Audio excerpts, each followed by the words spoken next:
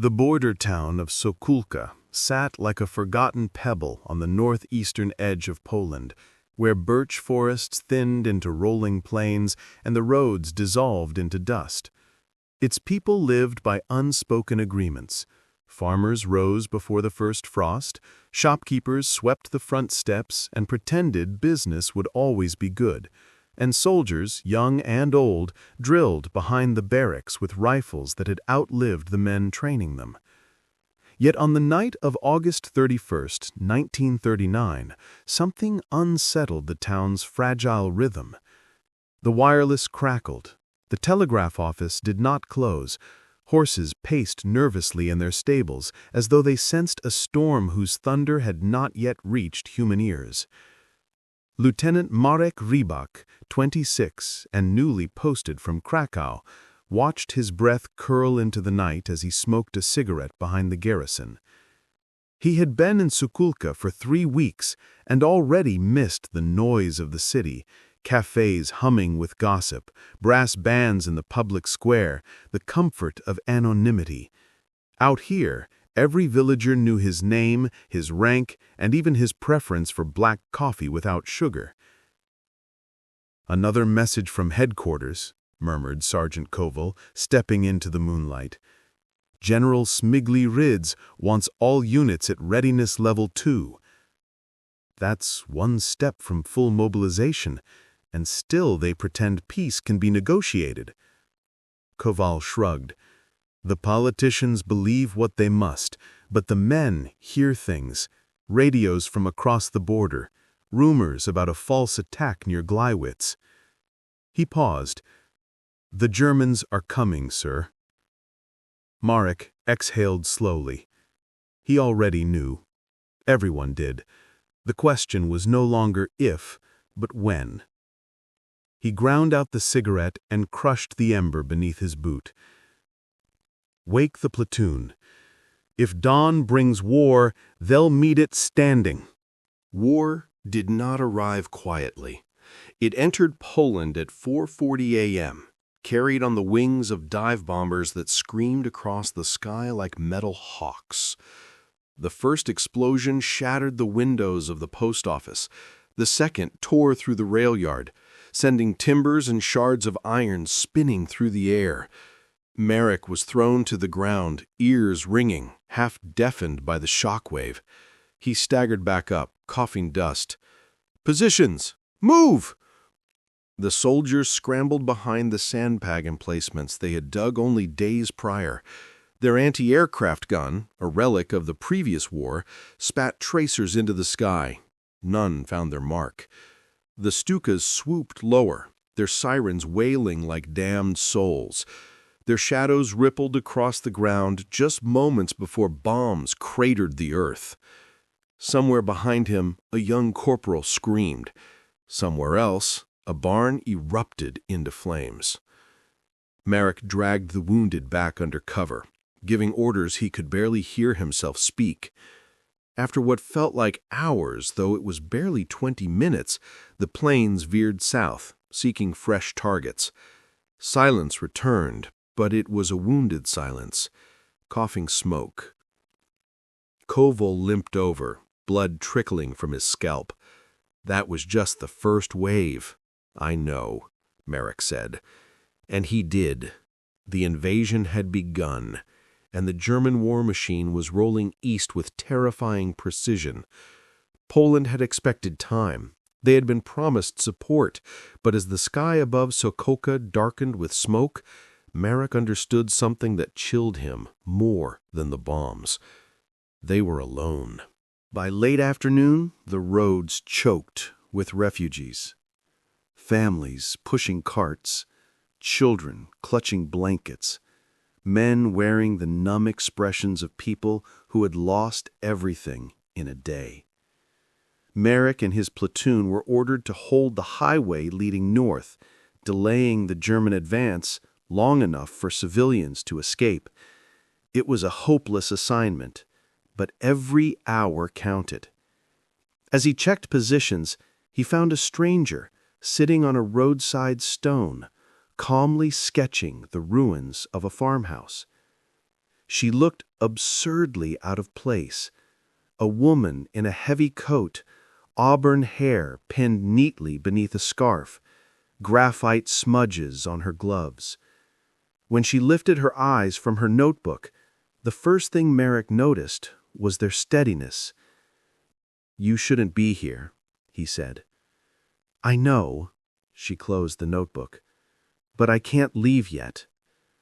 "Are you with the Red Cross?" "No." She hesitated. "I'm a correspondent. British press." Marek stared. "A foreign journalist? Here?" She smiled faintly. "War doesn't wait for tidy offices and safe desks. My name is Eleanor Walsh." He had heard the name. Articles from Spain, China, the Middle East. A relentless writer with a reputation for telling the truths no one wanted printed. "This area will be a battleground," Marek said. "You need to evacuate." "I will, after I speak with you." "With me?" Eleanor glanced toward the horizon, where the distant rumble of artillery echoed like thunder. "The world still believes Germany is bluffing. They think Poland will hold out until Britain and France intervene. But if the first day looked like this," she gestured toward the smoking ruins, "then I need to document what your soldiers are facing." Marek felt the weight of her gaze, analytical yet human. "If your allies had acted sooner, we might have stood a chance," he said quietly. Eleanor nodded. "That's the question I'm here to answer." Before he could reply, a runner sprinted up the road. "Lieutenant, recon reports German armor 5 kilometers out." The world snapped back into urgency. Marek turned to Eleanor. "Find the refugees, stay with them, and if you survive this day, write the truth." She held his gaze for a moment. "I will." Then she was gone, disappearing into the crowd like a single leaf in a river. The Polish position overlooked a valley where the highway cut through fields of dying wheat. Beyond it, a faint shimmer of dust marked the German approach. Marek's men readied their rifles. The anti-tank gun, an aging 37mm piece pulled by horse, was positioned at the bend in the road. They had 24 shells, maybe enough for a single skirmish. Koval crouched beside him. "We won't hold them." "No," Marek said, "but we'll make them pay for every meter." The first German scout vehicles rolled into view, armored cars with sloped gray plates. Marek waited until they were in range. "Fire!" The anti-tank gun boomed. The shell struck the lead car, punching through its armor. Flames burst from the hatch. Riflemen opened up. The valley filled with the crack of gunfire and the roar of engines. The Germans fanned out, returning fire with alarming coordination. Within minutes, Polish casualties mounted. One squad was pinned behind a stone wall, pulverized by machine gun bursts. Another was forced to retreat uphill. But they held, not because they had superior weapons or better tactics, but because they had no choice. For every meter they held, another family escaped. A second armored car exploded. A third swerved off the road, smoking. Marek felt a surge of pride. They were not winning, but they were fighting. Then came the tanks. 4 Panzer IIs crept forward, their turrets swiveling like predators scenting prey. The anti-tank gun managed one shot before a tank shell reduced the crew to silence. The Polish line wavered. Marek grabbed a rifle from a fallen soldier and shouted until his voice tore. "Fall back in groups! Cover each other! Move!" Koval pulled him by the shoulder. "Lieutenant, you're hit!" Blood seeped through Marek's sleeve. He hadn't noticed.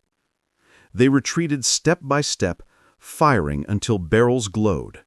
The wheat fields burned. Metal screamed. Horses bolted in terror. By dusk, the position was lost. But thousands of refugees had reached safety. Marek collapsed behind a ridge, exhausted and bleeding. The sky above him glowed red, as though the sun itself was burning. He wondered if Eleanor Walsh had made it out. He hoped so. Someone needed to tell the world what had happened here. Someone needed to explain why a nation had been left to stand alone. Dawn crept over the fields with an eerie stillness, as if the world itself were recoiling from what it had witnessed. Marek awoke in a shallow trench beneath a collapsed tree, his uniform stiff with dried blood. The pain in his arm pulsed with his heartbeat. Koval sat nearby, sharpening a bayonet on a stone. His hands trembled, not from the cold, but from exhaustion. "You're alive," Koval said, without looking up. "Barely." Marek pushed himself upright. His arm throbbed, but seemed intact. "How many made it out?" "From our company? Maybe half." The number hit, like another shell. "And the refugees?" "Most passed through by evening. You bought them time."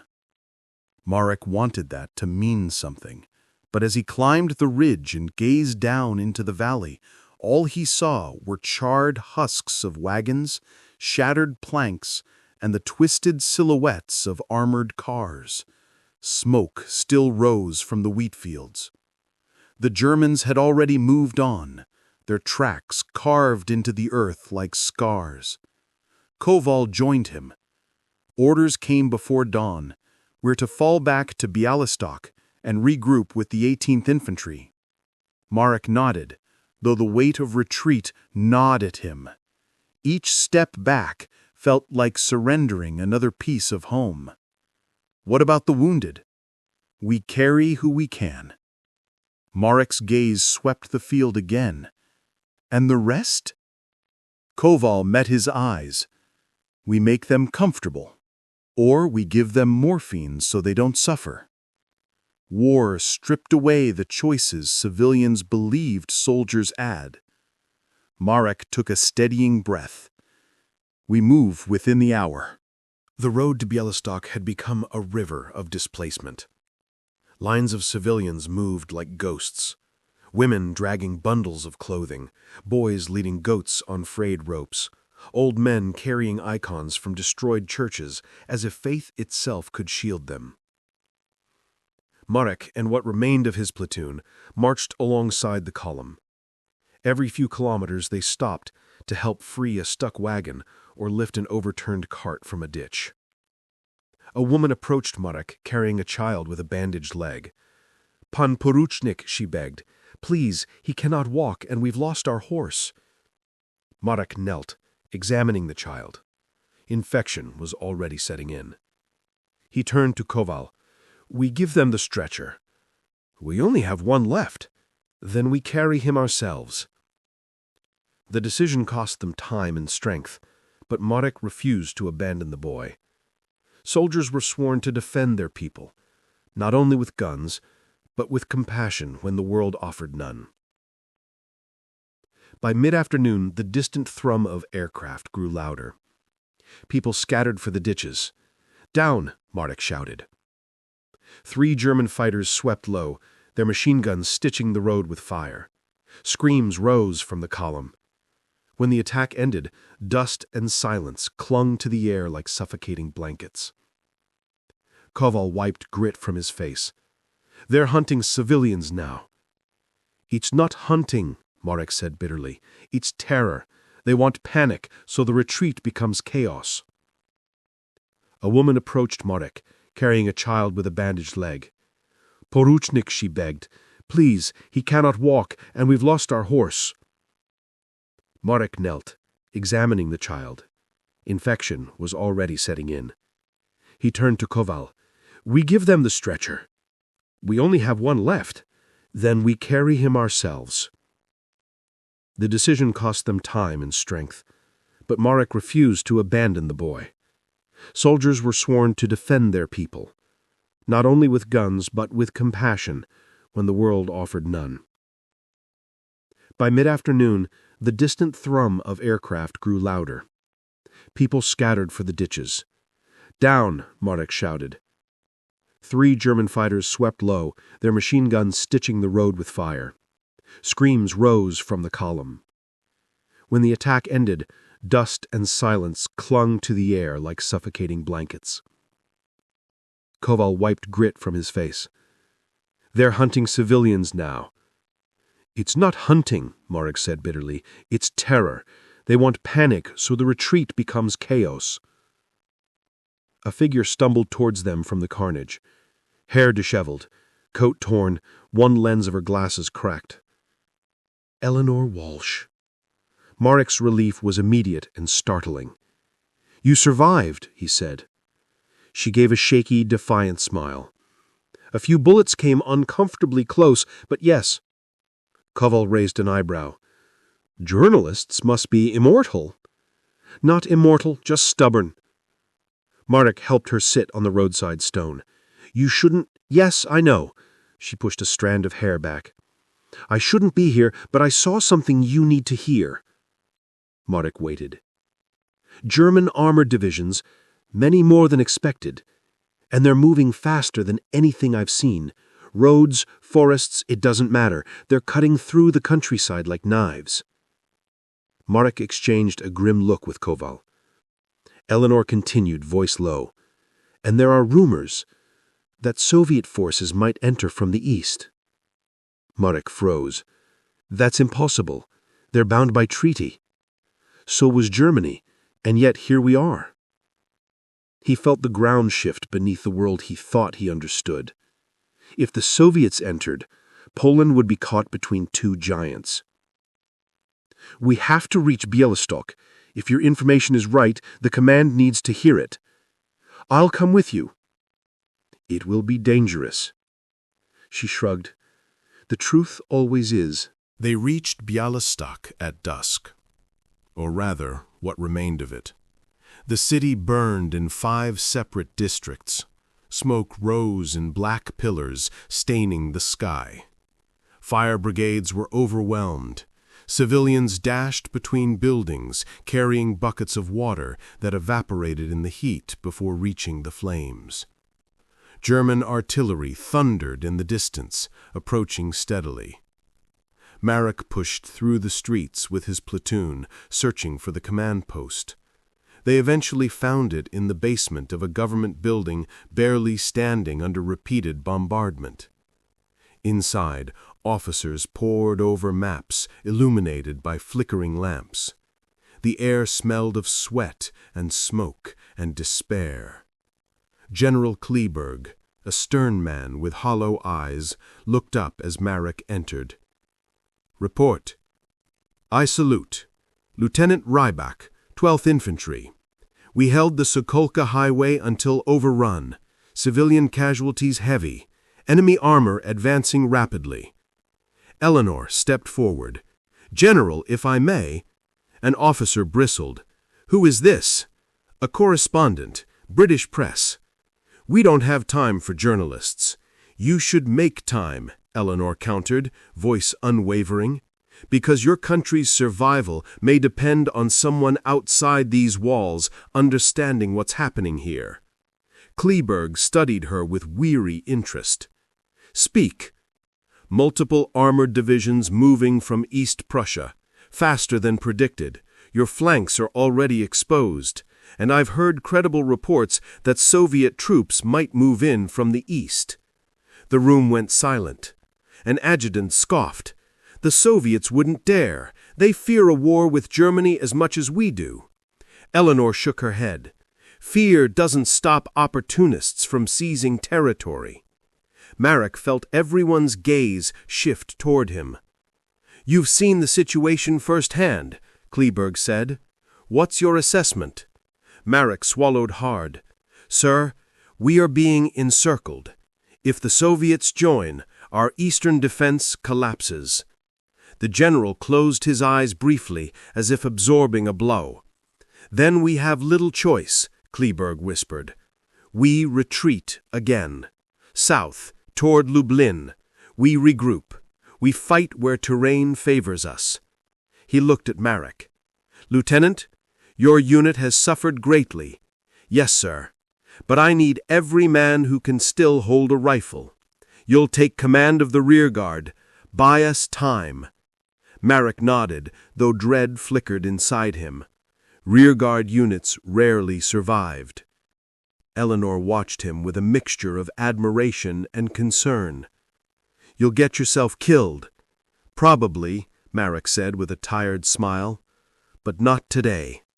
Another explosion rocked the building. Kleberg barked. "Positions! We're out of time!" The city had become a battlefield. Night swallowed Bialystok, lit only by fires and tracer-rounds. Mark positioned his remaining men, less than 30, along a street lined with shattered shop fronts. Broken glass glittered like ice. He climbed a barricade made of upended carts and rubble, listening to the rhythmic thump of German artillery growing nearer. Koval approached, holding a packet. "Sir, morphine and bandages, last of it. Give half to the civilians sheltering in the church. They won't last if the Germans come. Then at least they won't die screaming." Koval nodded, his face hardening. The cruelty of necessity had aged him years and days. Eleanor approached next. "I filed my reports, sent dispatches through every channel I could find. If any reach London, they'll know what's happening. You should stay in the basement with the others." She shook her head. "No, I'll stay here. What I write will matter only if I witness it." Marek looked at her, a woman with no rifle, no uniform, no obligation to this land, yet standing among soldiers preparing to die. "You're braver than most men I've met." She gave a wry smile. "Then God help Europe." The first German armored vehicle rolled into view. "Positions!" Marek shouted. His men fired from the windows and rooftops. Bullets sparked against armored hulls. An anti-tank rifle cracked from a balcony, disabling a half-track. The explosion lit the street in brief daylight. But the Germans were relentless. Machine guns sprayed the barricades. Grenades arced through the dark. Marek fought with cold clarity, directing squads, dragging the wounded to cover, firing until his rifle overheated. The world shrank into flashes of muzzle fire and the metallic scent of blood. Koval fell beside him, hit in the leg. Marek pulled him behind a doorway. "Go," Koval gasped. "The line won't hold." "I'm not leaving." Koval grabbed his collar. "You're in command. If you die, the rest fall apart. Go!" Another explosion shook the street. Marek's heart twisted. "I'll be back for you." "Liar," Koval whispered, but there was gratitude in his eyes. Marek regrouped the remaining soldiers, no more than a dozen now. Eleanor crouched behind a pillar, notebook clutched in whitened knuckles. The barricade finally broke. German troops surged forward. Marek shouted the last order he ever wanted to give. "Fall back." They retreated through alleyways, firing as they moved. Behind them, the city's last defenses crumbled. Bialystok was lost. Marek stopped only when exhaustion forced him to lean against a crumbling wall. Eleanor caught up, breath ragged. "You held them for almost an hour," she said softly. "That's a lifetime in war." It wasn't enough. It was everything anyone could have done. He stared southward, where the army had retreated. "Then we keep moving," he said. "There's still a Poland to fight for."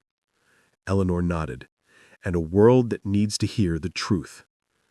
Together, they stepped into the night, where the embers of a dying city glowed behind them like a warning.